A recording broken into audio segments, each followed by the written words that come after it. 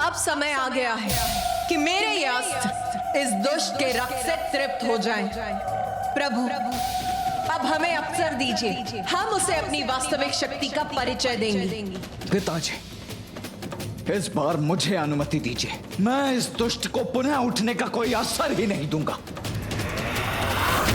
क्या हुआ देव सेनापति?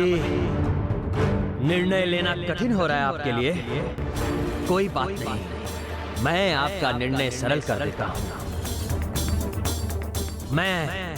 मेरी दानव और दैत्य सेना आप तीनों को हमसे एक साथ युद्ध की चुनौती देते हैं।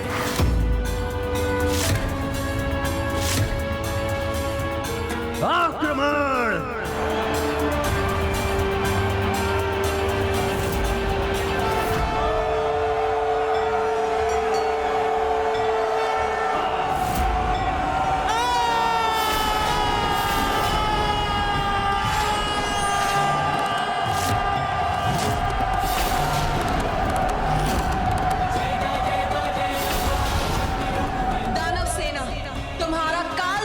प्रतीक्षा कर रहा है। दैत्य सेना, तुम्हारी शिलाओं को रक्त से रिक्त करूंगी मैं।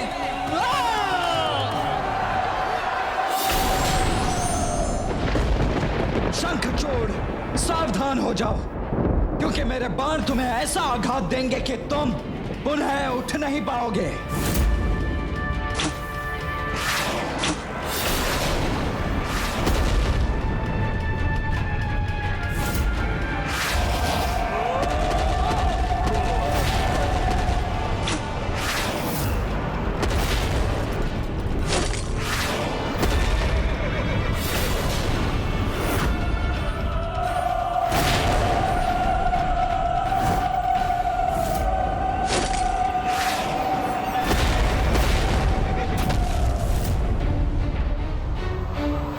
शंखचूड़, अब तो रथ विहीन भी हो चुके हो तुम।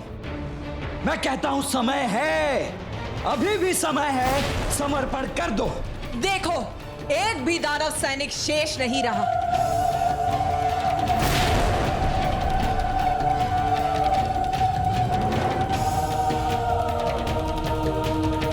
तो क्या हुआ? शंखचूड़ तो अभी शेष है, और जब तक मैं जीवित हूं इस युद्ध का अंत नहीं हो सकता।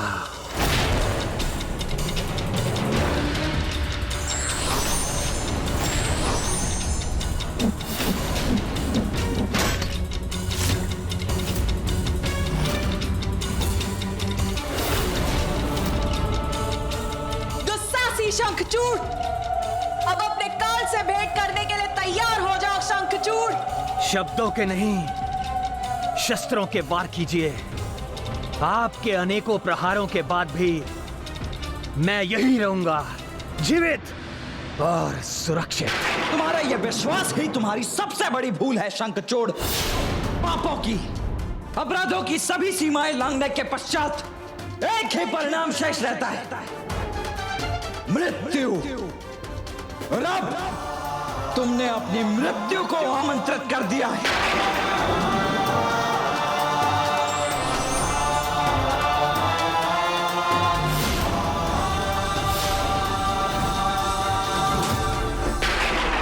तो प्रतीक्षा किस बात की? आइए, आप तीनों आगे बढ़िए।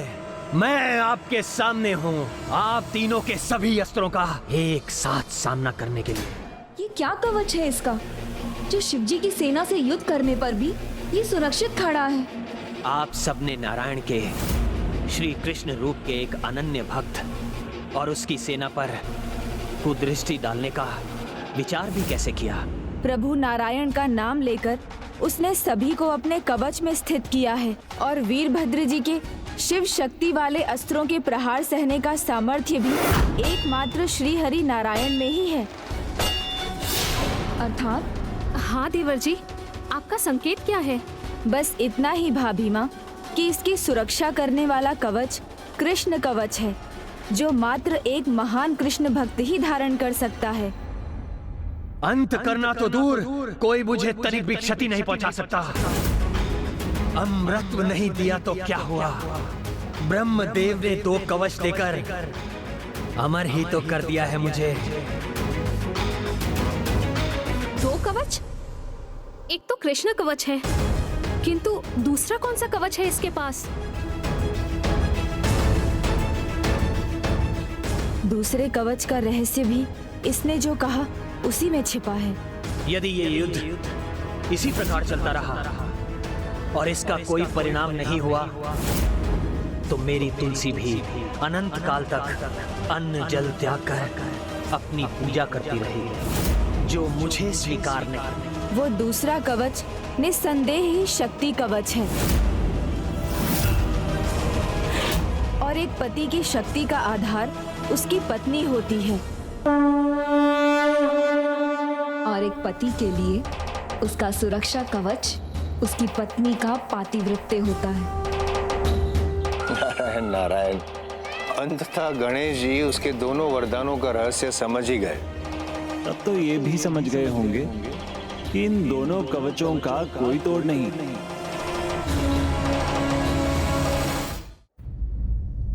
इसके दोनों वरदानों को, दोनों कवचों को भेदना असंभव है।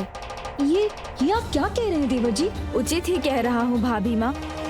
कृष्ण कवच का धारक जब तक स्वयं उसे ना त्यागे कोई उसे हानि नहीं पहुँचा सकता और एक पतिव्रता जो कवच अपने पति को देती है उसमें अपार शक्ति निहित होती है। इसका अर्थ है वो असुर उचित ही कह रहा है। अमर ना होकर भी वो अमर ही है।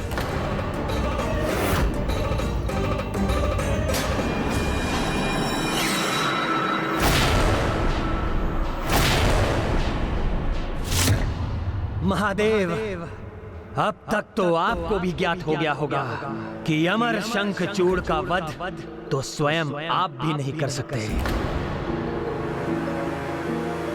यही कारण है ना कि आपने अपनी सेना को भेजा, 33 कोटि देवताओं को, अपने पुत्र को, यहाँ तक कि अपनी पत्नी को भी भेजा, किंतु स्वयं मुझसे युद्ध करने नहीं आए। कहीं आपकी विफलता से आपका मान भंग न हो जाए, संसार में आपका महत्व कम ना हो जाए। बस शंखचूड़, बस इतना भी दुस्साहस मत करो कि मैं आप। मेरा संवाद आपसे नहीं स्वयं महादेव से है। क्यों महादेव, उचित कहा ना मैंने?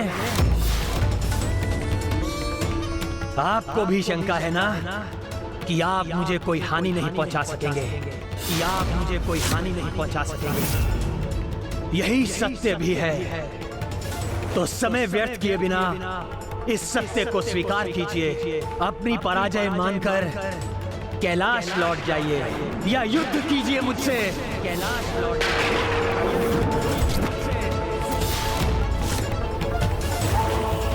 मैं वचन देता हूं, यदि आप पीछे मुड़ गए तो मैं कैलाश पर आक्रमण नहीं करूंगा। कैलाशपति बने रहिए, क्योंकि शंखचूड़ को कैलाशपति बनने में कोई रुचि नहीं है। शेष सभी मुझ पर छोड़ दीजिए। मेरे राज्य में, मेरे शासन में हस्तक्षेप मत कीजिए।